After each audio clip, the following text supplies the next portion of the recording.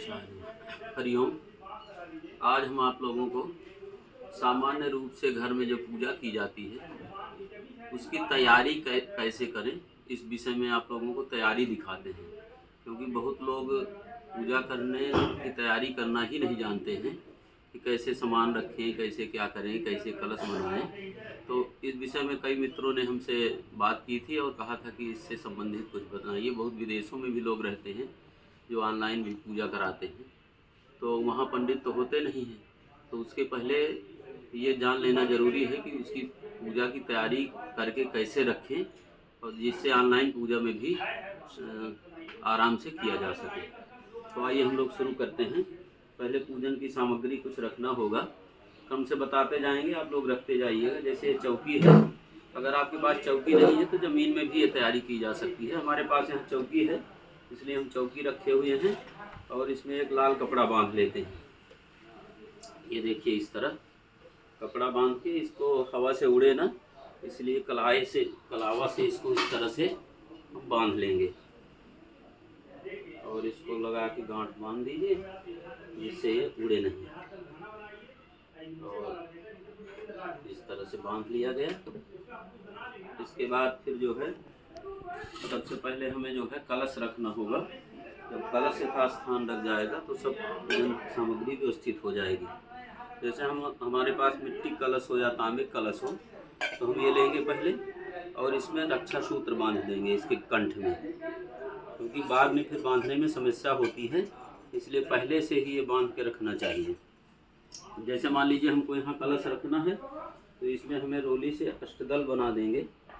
अबीर से, रोली से, हल्दी हो तो पीसी हल्दी भी दीजिएगा थोड़ा हमारे पास। कुछ लोग आटा से बनाते हैं, गेहूं का चूर्ण। तो जैसी सुविधा हो, जैसा सामग्री हो आपके पास वैसे करें। यदि नहीं भी कुछ है तो आप अक्षत पुंज रख के भी उसमें कलश रख सकते हैं। हमारे पास सब उपलब्ध है यहाँ। तो हम देखिए अबीर से बनाते हैं अष्टदल। तो देखिए बीच में ऐसे आप करिए, पहले 2 लाइन खींचिए। ये कमल, अष्टदल कमल का स्वरूप होता है। कमल की पंखुड़ी में कलश रखा जाए, भगवान को दिव्य आसन देना चाहिए, इसलिए ऐसा किया जाता है। आप इस तरह से बना सकते हैं।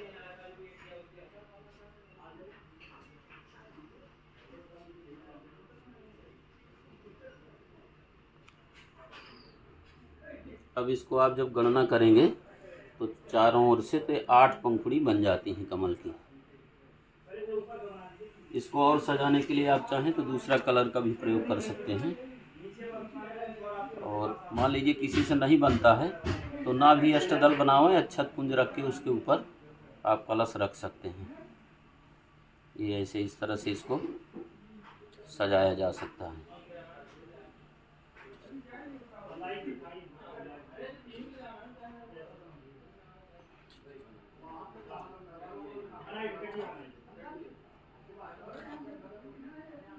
और भी सजाना चाहें तो आप जो ये बीच बीच के गैप है, इनको भी अनेक प्रकार के रंग से रंग सकते हैं, तो देखने में भी अच्छा लगेगा।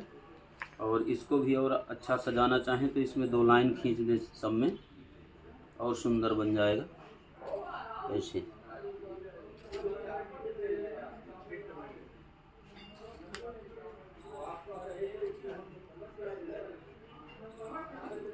और भी सुंदर करना चाहें तो इसमें इस तरह से भी कर सकते हैं, तो उसके पराग बन जाएंगे, तो अच्छा लगने लगेगा। तो इस तरह से आपके ये पूजा का आधार एक बन जाता है कि यहाँ हम भगवान को स्थापित करेंगे और इसी के ऊपर पूजा करेंगे। अब यहाँ हमने अक्षत पुंज रखा बीचों बीच कर्णिका में, और यहाँ कलश रख दिया। अब इसमें कलश रखने के बाद इसमें जल भर देना चाहिए कलश में। इस तरह से कंठ भर इसको जल कंठ के बराबर भर दें। हो गया। जब ये हो गया तो इसमें थोड़ा सा आप सुपारी लाइएगा, हल्दी डाल दीजिए थोड़ा सा, और सुपारी डालिए, और सिक्का एक ठो डालना होगा, दूर्वा डाल दीजिए, और एक सिक्का भी डालना होगा। देखिए सिक्का मिलता है तो डाल देंगे। और सिक्का है,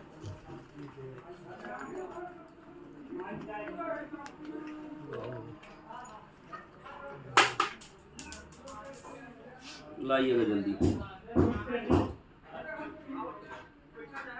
ये सिक्का डाल दीजिए और इसके बाद इसमें जो है आम की टेरी लगा दीजिए। आम की नहीं है हमारे पास इस समय, पीपल की है। तो पंचपल्लों में पीपल भी आता है, तो पीपल का भी लगा सकते हैं, आम का लगा सकते हैं, बरगद का लगा सकते हैं, गूलर का लगा सकते हैं, या तो पाकर का लगा सकते हैं। इस तरह से आप टेरी लगा दीजिए। उसके ऊपर जो है ये चावल भर के एक प्याला में या कटोरी में, और कटोरी ध्यान दें बहुत गोली वाली ना हो, नहीं वो सटक जाती है। तो ये इस तरह थोड़ा फ्लैट होना चाहिए, इसको तो आराम से रख जाती है। इस तरह से यहाँ रख दें। इसके बाद आप इसके ऊपर नारियल रखेंगे। नारियल को ध्यान देना है, कुछ लोग ऐसे रख देते हैं, इसे खड़ा नहीं रखना चाहिए। इसका मुख इधर होता है नारियल का, ये पृष्ठ होता है, तो मुख को अपने ओर, मतलब यजमान अपने ओर रखेंगे और इसमें चुनरी या कपड़ा कुछ लपेट देंगे तो थोड़ा सुरम्य हो जाता है। यदि नहीं है कपड़ा तो आप केवल कलावा भी बांध सकते हैं, रक्षा सूत्र, उससे भी काम चल जाएगा। और देखिए हमने ये पीछे कर दिया, ये अपने ओर कर दिया, इसको ऐसे रख दिए। अब इसके बाद एक प्याला में गौरी गणेश रखना होता है, तो आप चाहें तो एक में या दो में, जैसे आपने प्याला रखा या हम यहाँ दुनिया रख ले रहे हैं जो हमारे पास उपलब्ध है, इसमें थोड़ा अक्षत डालिए।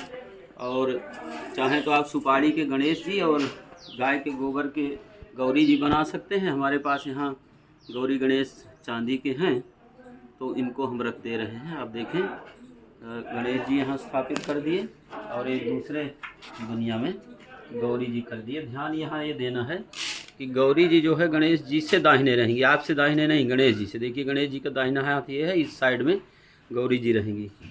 तो आपने गौरी गणेश स्थापित कर दिए, यहाँ कलश हो गए। और जैसे आपको मातृकाओं की पूजा भी करनी होती है और नौ ग्रहों की भी कोई भी पूजा करेंगे, तो आप एक प्याला में भी बना सकते हैं, अथवा नहीं प्याला है, चौकी है, तो आप जैसे हम यहाँ मान लीजिए 9 ग्रह बना दे रहे हैं, देख लीजिए यहाँ 16 मातृका बना देंगे।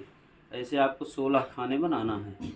तो ये एक चौकोर बनाइए, इसमें बीच में ऐसे करिए, 2 लाइन और खींचिए, फिर बीच में बेड़ा खींचिए और 2 लाइन इसमें भी खींच दीजिए। तो आप इसको गिनेंगे तो 16 खाना हो जाएंगे। और इसमें एक आधा कर दिया जाता है, आधा में गणेश जी रहते हैं, बाकी गौरी इत्यादि 16 मातृका जो कुल देवी कही जाती हैं उनका आवाहन यहाँ होता है। इसमें आपको अक्षत पुंज भर देना है, सब में अक्षत पुंज भर देना है। जब अक्षत रख देंगे, बाद में मंत्रों से जब पंडित जी आवाहन बोलेंगे तो इन्हीं में अक्षत पुष्प छोड़ते जाएंगे, तो सभी मातृकाओं का आवाहन इन्हीं खानों में किया जाएगा। ये हो गया ये। अब इसके बाद जो है हमें करना है 9 ग्रहों की स्थापना। तो यहाँ आप 9 ग्रह भी बना सकते हैं, ऐसे इसमें 9 खाना बनाने होंगे। आप थोड़ा सीधा कर लीजिएगा, हमसे टेढ़ा हो जाएगा, हो सकता है जल्दी में, तो आप सही बनाइएगा। ये जो है 9 खाने बन गए, देखिए। तो इसमें जो है सब ग्रहों का अलग अलग होता है, जैसे सूर्य का हो गया, ये चंद्रमा का हो गया, ये मंगल का हो गया, ये यहाँ बुध का हो गया, ये बृहस्पति का स्थान हो गया, यहाँ शुक्र का हो गया, ये शनि का हो गया, ये राहु का हो गया, और ये स्थान केतु का हो गया। आप चाहें तो ग्रहों के रंग के अनुसार भी इनको कर सकते हैं। जैसे सूर्य और मंगल लाल होते हैं तो यहाँ लाल कर दीजिए, बृहस्पति जो है पीले होते हैं, इनको पीला कर दीजिए, चंद्रमा शुक्र सफ़ेद रहते हैं तो सफ़ेद ही रहेंगे, इनको हरा कर सकते हैं आप, और इनको काले से रंग सकते हैं तीनों को। तो इस तरह से ये 9 ग्रह बन गए। एक सप्तघृत मातृका होती हैं, तो सप्तघृत मातृका आप किसी पीढ़ा में खड़ा करके भी 7 बिंदु लगा सकते हैं, या तो आप जैसे यहाँ हम पूजा करेंगे और इसमें 7 बिंदु इस तरह से अक्षत पुंज भी रख सकते हैं। 1 रखेंगे, फिर 2 रखेंगे, फिर 3 रखेंगे, अभी दिखाते हैं, फिर 4 रखेंगे, फिर 5 रखेंगे, फिर 6 रखेंगे, फिर 7 रखेंगे। इस तरह से 7 बिंदु तक ये रखा जाता है। इसको अच्छे से समझने के लिए हम दूसरा बना है दिखा देते हैं आप लोगों को। देखिए ये जैसे यहाँ 1 बिंदु शुरू होता है, फिर 2 हैं, फिर 3, 4, 5, 6, 7, इस तरह से 7 बिंदु बना के आप ऊपर श्री लिख सकते हैं। ये सप्तघृत मातृकाएँ हैं, पशुओं और वाहनों की रक्षा करने वाली देवी हैं, परिवार की हमेशा बाहर से रक्षा करती हैं, बाहर से भी और अंदर से भी। तो किसी भी पूजन में इन देवियों का पूजन अवश्य किया जाता है। गौरी, गणेश, कलश, षोडश मातृका और सप्तघृत मातृका, इनका पूजन अनिवार्य होता है। और जिस पूजा में हवन की करना जरूरी हो उसमें नवग्रहों का भी पूजन करना चाहिए। इस तरह से 5 देवताओं का, इनका, नवग्रहों का पूजन सब छोटी किसी भी पूजा में भी करना चाहिए। अब जो है जैसे आपकी तैयारी हो गई, इसमें थोड़ा सा आप वो बना दीजिए स्वस्तिक कलश में, क्योंकि स्वस्तिक के बिना अधूरा रहता है। मंगल कलश में स्वस्तिक होना चाहिए। तो इस तरह से आप स्वस्तिक बना दीजिए, ठीक है, स्वस्तिक बन जाएगा। इसके बाद आप और पूजन की सामग्री रख लीजिए। जैसे आप जलपात्र रख रहे हैं, पंचपात्र है हमारे पास, रख लें। अगर पंचपात्र नहीं है तो आप लोटा गिलास में चम्मच रख के आप रख सकते हैं। एक कोई कटोरा अलग से रख सकते हैं जिसमें जो है पानी गिराने के लिए, जिससे फैले न चारों ओर। एक कोई लीजिए हमको पात्र आप, जैसे मान लीजिए आपको हाथ धोना है, आचमन करना है, उसके लिए सब रहेगा, तो आप ऐसे इसको गिरा सकते हैं यहाँ। इस तरह से हाथ धुलने के लिए आप रख सकते हैं, अथवा आचमन आदि करेंगे तो यहाँ जल गिराएंगे। आप भगवान में चंदन लगाने के लिए चंदन रखेंगे, रोरी है, अबीर है, अक्षत है, हल्दी है, जो भी आपके पास हो। नहीं कुछ है तो हल्दी ही पीसी हुई होगी, उससे हो जाएगा। अलावा भी रखना होगा अच्छा सूत्र थाली में, और आपको जनेऊ रखने होंगे। जब इतनी पूजा करेंगे तो गौरी, गणेश जी के लिए और कलश के लिए और नवग्रह के लिए 3 जनेऊ कम से कम आपको रखने पड़ेंगे। 3 जनेऊ हमने रख लिया यहाँ पे, अच्छा सूत्र रख लिया, और धूप दीप रख लिया बना के सब ऐसे कंप्लीट करके। तो धूप दीप जब पूजा होगी उस समय जलाएंगे, अभी रख देंगे। एक दीपक शुरू में पूजा होने से पहले ही जलाया जाता है। इसको आप यहाँ पे ईशान कोण में पूजन के अक्षत रख के रख दीजिए, और जब पूजा शुरू होना हो तो सबसे पहले आप दीपक जला लीजिए। इसके बाद पूजन शुरू होगा, पवित्रीकरण इत्यादि। अब ये आपकी पूरी तैयारी हो गई। अब इसमें सिंदूर भी रख लीजिए पूजन थाली में, दूर्वा भी रख लीजिए, गणेश जी में दूर्वा चढ़ती है, फूल भी रख लीजिए, और माचिस रख लीजिए। दूर्वा हो गया, माचिस हो गया, सुपारी हो गया, पान लौंग इलायची भी रख सकते हैं। हमारे पास अभी लौंग इलायची नहीं उपलब्ध है, लेकिन पूजा में रखना चाहिए। अगर नहीं है तो सुपारी से भी काम चल सकता है, पान से भी काम चल सकता है। अगर सर्वांग है तो अति उत्तम है। और कुछ पैसा रख लीजिए जो भगवान में चढ़ाए जाएंगे। तो इस तरह से पूरी करके, जैसे मान लीजिए उस समय परेशान न हो पूजक समय, तो जो भी पैसा हो आप पैसा भी रख लीजिए उसमें। और अक्षत रख लीजिए धो के। इसको अक्षत को करना चाहिए, जो भी पूजा करें तो 3 बार धोया जाता है। जब 3 बार धोएंगे तभी देवताओं में चढ़ाने योग्य होगा। जैसे एक बार हमने इसमें जल डाला और अभी पूरा नहीं हुआ, कम से कम पूरा गंदगी निकलने लायक पानी भर जाए। इस प्रकार से आप एक बार धोइए, फिर दोबारा फिर डालिए इसमें जल, उसको गिराइए। देखिए गंदगी सब निकल रही है पानी डालने से। फिर तीसरी बार फिर डालिए। जब 3 बार आप इसको धुल दिए तो ये पूजा में भगवान को चढ़ाने योग्य अक्षत बन गया। इस तरह से धुल के अक्षत रख लीजिए। अब थाली में सब आप रखिए सजा के, जिससे आपको कहीं भटकना ना पड़े और पूजा में इधर उधर ना जाना पड़े। अब धूप दीप हो गया। अब कुछ फल मीठा भी रखना पड़ेगा आपको चढ़ाने के लिए। फल में आप जैसे केला है, अमरूद है, संतरा है, सेब है, अंगूर है, जो ऋतु का फल उपलब्ध है वो फल रख लीजिए। अब मीठा में आप पेड़ा रख लीजिए, बर्फ़ी रख लीजिए, और अच्छे मिष्ठान जो भी आप उपलब्ध हो रख लीजिए।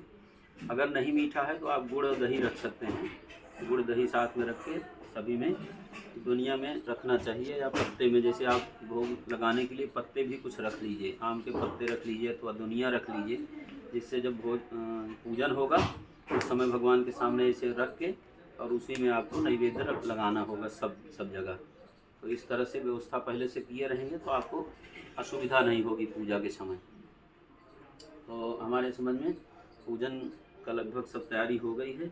और इत्र भी हमने रख लिया है, इससे भगवान को प्रिय है सुगंधिदार, ये पुष्टि को बढ़ाता है, इसलिए इत्र भी रहेगा तो अच्छा ही है। और इस तरह से फिर जब ये इतनी तैयारी जब आपकी सब हो जाए, और अगर हवन करना है तो हवन सामग्री भी जो है आप बना के रख सकते हैं, अथवा बनी बनाई आती है तो थोड़ा सा आप थाली में आप हवन सामग्री रख लीजिए और आम की लकड़ियाँ रख लीजिए, और जिसमें हवन किया जाता है वो कोई पात्र आपके पास हो तो रख लीजिए। अगर हवन पात्र नहीं है तो नीचे बिछाने को ईंटा चाहिए, ईंटा मिट्टी। ये हमने ये बनी बनाई हवन सामग्री है, ये रख लिया है। इसमें जवा है, तिल है, चावल है और चंदन का बुरादा है, कमलगट्टा है, हवन सामग्री जो पैकेट की है वो है, गुड़ है, घी है। ये सब सामग्री मिला के हमने रखा है। तो ये सामग्री आपको पूजन के पहले सब रख लेना होगा। लकड़ियाँ आपको रखना पड़ेगा आम की, पीपल की, छिउल की, मंदार की, जो भी उपलब्ध हों उससे हवन किया जाता है। जैसे हमारे यहाँ उपलब्ध हैं ये आम लकड़ियाँ हैं, तो इनको पर्याप्त रख लेंगे बगल में। अब जैसे जब पूजन पंडित जी करा देंगे उसके बाद आप हवन का पात्र बाद में रखिएगा, जब पूजन एक बार हो जाए। कुछ खाली दुनिया भी रखिएगा, बीच बीच में ज़रूरत पड़ती रहेगी तो उनका भी प्रयोग होगा। तो इस तरह से ये पूजन की सामग्री के पूजन की तैयारी के लिए हमने आपको बता दिया। इस तरह से अब आप तैयारी करेंगे तो हमारे समझ में आपको पूजा करने में सहजता होगी। जय श्री राम, हरि ओम।